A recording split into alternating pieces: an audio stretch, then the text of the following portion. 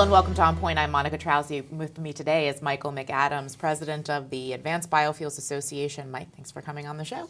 Monica, always nice to be with you. So you caused quite a stir last month within the biofuels community when your organization released recommendations for legislative reforms of cellulosic biofuels provisions of the RFS, the Renewable Fuel Standard. The biofuels industry has largely opposed congressional involvement, so why a legislative fix?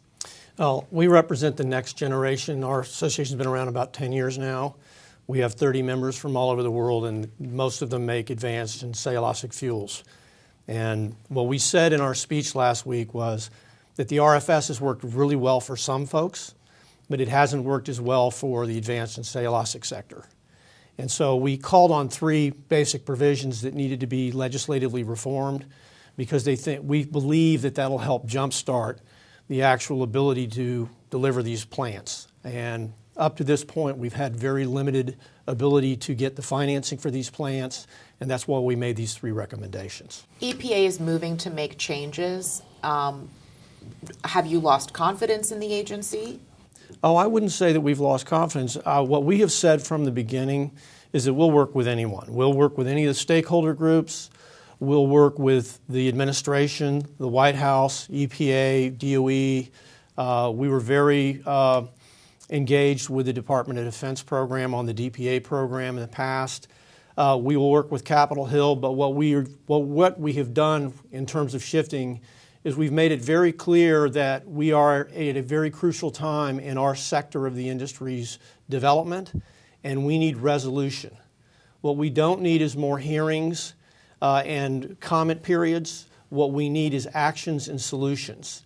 And so turning to the Congress and asking for them to seriously consider making some of these revisions, which after 8 years of implementing the EPA's RFS rules we think are clearly needed, seems like one of the things that we need to be doing at this time. So why did you and your member organizations decide to distance yourselves from what the broader biofuels community is seeking? Well, we have a different set of members. We are principally smaller companies, not larger agribusinesses. Most of my members can't write their own checks.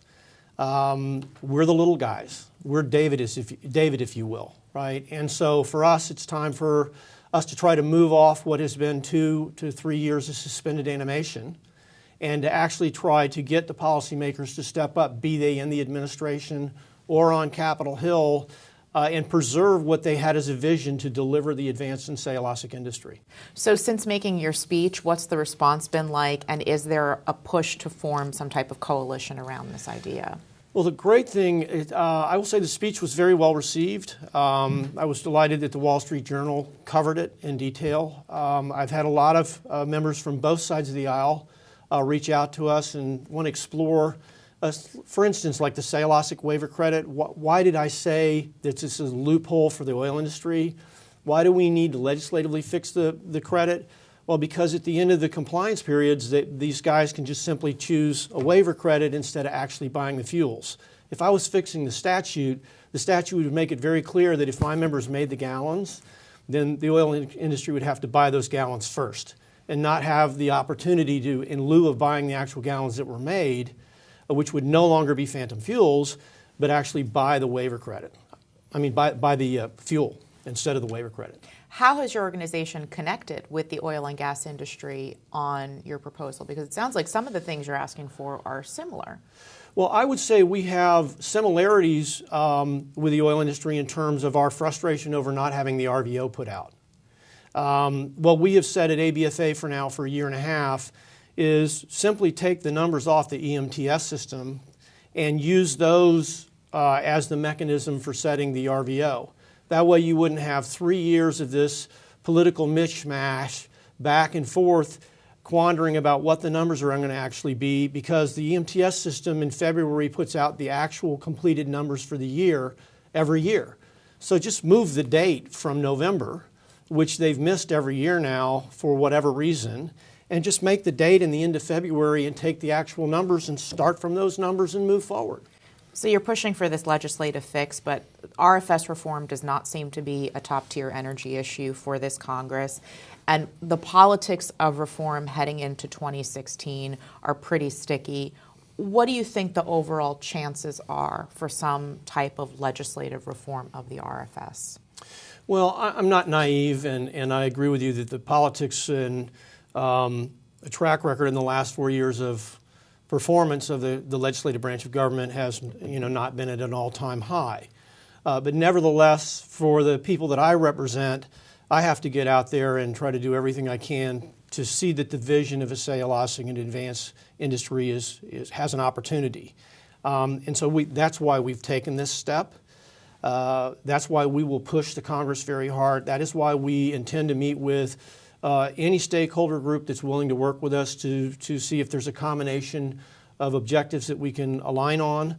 And ironically, I would suggest, given what we see in terms of the rulemaking timing this year, it may actually be the market that convinces the politicians that they really need to step up and deal with this.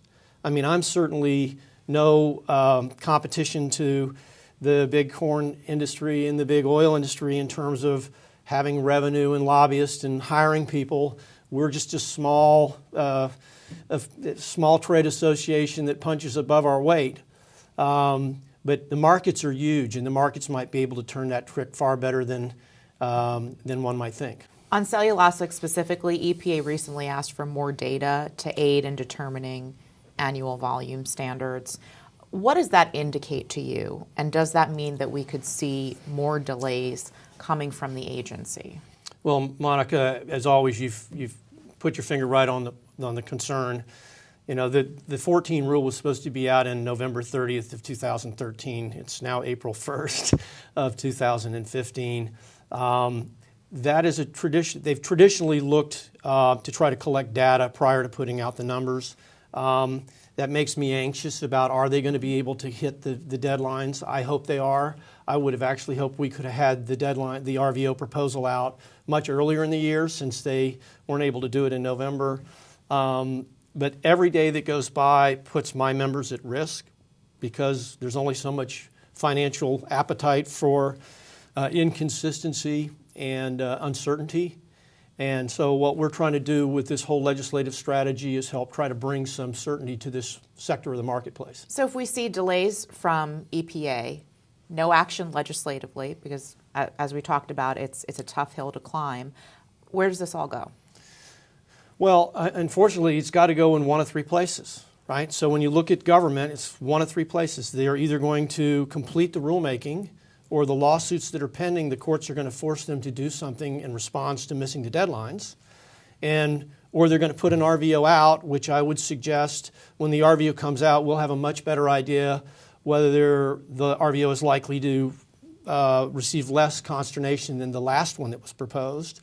I'm fearful that it will come out with something similar to the last one, and then we'll see all these allegations about, I'm going to take you to court, which leads us to the third option, the court.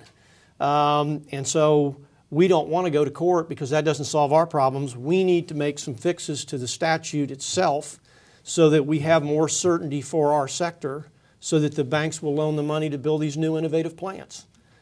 All right, we're going to end it right there. Thank you for coming on the show. I appreciate your time. Thank you. Always a pleasure. And thanks for watching. We'll see you back here tomorrow.